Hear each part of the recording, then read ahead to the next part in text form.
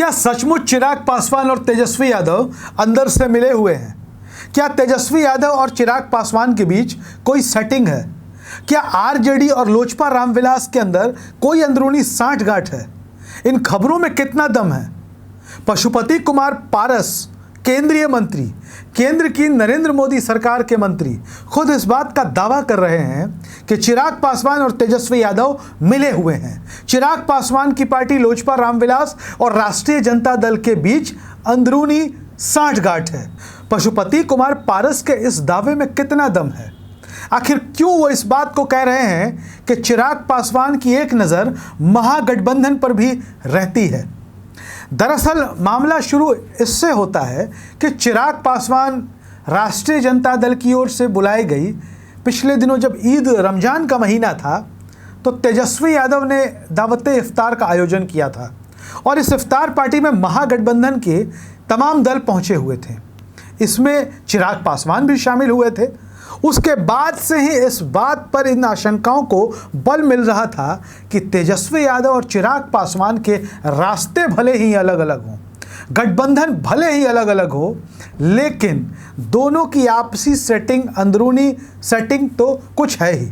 और अब तो पशुपति कुमार पारस ने इस बात का खुलासा ही कर दिया। देखिए, इस बात की जड़ में जाते हैं। 2020 में जब बिहार विधानसभा के चुनाव हुए तो एनडीए चुनाव लड़ रहा था। भारतीय जनता पार्टी और जनता दल यूनाइटेड एक साथ मिलकर चुनाव लड़ रहे थे। चिराग पासवान ने साफ तौर पर इस बात का ऐलान किया था कि भारतीय जनता पार्टी से उनको कोई परेशानी नहीं है, लेकिन वो नीतीश कुमार को गद्दी पर नहीं बैठने देंगे, नीतीश कुमार को सीएम बनने नहीं देंगे। ये चिराग पासवान का दावा था और यही वजह रही कि जनता दल यूनाइटेड द्वारा लड़ी जाने वाली तमाम सीटों पर उन्होंने अपने उम्मीदवार खड़े किए। यानी कि एनडीए में रहते हुए जिन जिन सीटों पर जेडीयू के उम्मीदवार थे वहां चिराग पासवान ने उम्मीदवार उतारे। उन्होंने साफ ऐलान किया था कि बीजेपी के सीटों पर वो उम्मीदवार नहीं उतारेंगे। उन्होंने उतारा भी नहीं, लेकिन कुछ अपवाद उन्होंने छोड़ दिया। राघोपुर विधानसभा क्षेत्र, जहां से तेजस्वी यादव चुनाव लड़ रहे थे, तो तेजस्वी के सामने बीजेपी के उम्मीदवार थे सतीश कुमार, और बीजेपी के उम्मीदवार लड़ने के बावजूद वहां पर चिराग पासवान ने अपने कैंडिडेट राकेश रोशन को मैदान में उतार दिया। हालांकि तेजस्वी यादव बड़े भारी वोटों के अंतर से जीते थे, 97,404, यानी कि लगभग 1 लाख के करीब वोट तेजस्वी यादव को मिले थे। भारतीय जनता पार्टी के उम्मीदवार सतीश कुमार को लगभग 60,000 वोट मिले थे, जबकि चिराग पासवान के कैंडिडेट को 25,000 वोट आए थे।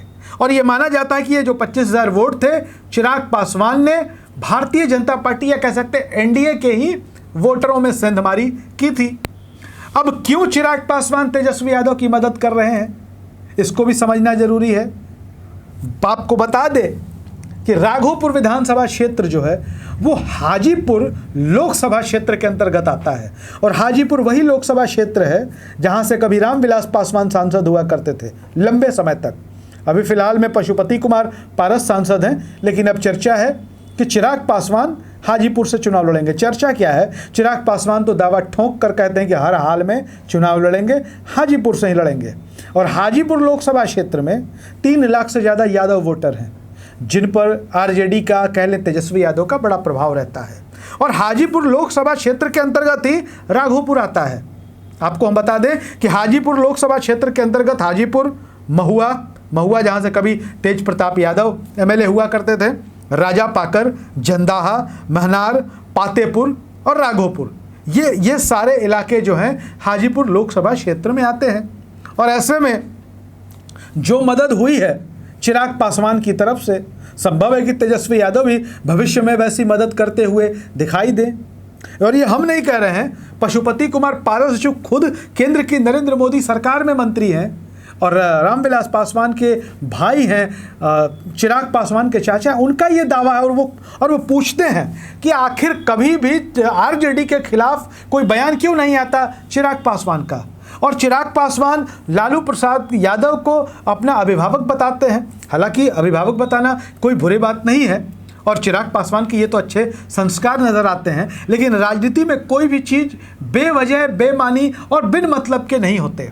और खास करके चिराग पासवान चिराग पासवान तो इन दिनों बिहार की राजनीति में धुरंधर खिलाड़ी की तरह उभरते आ रहे हैं।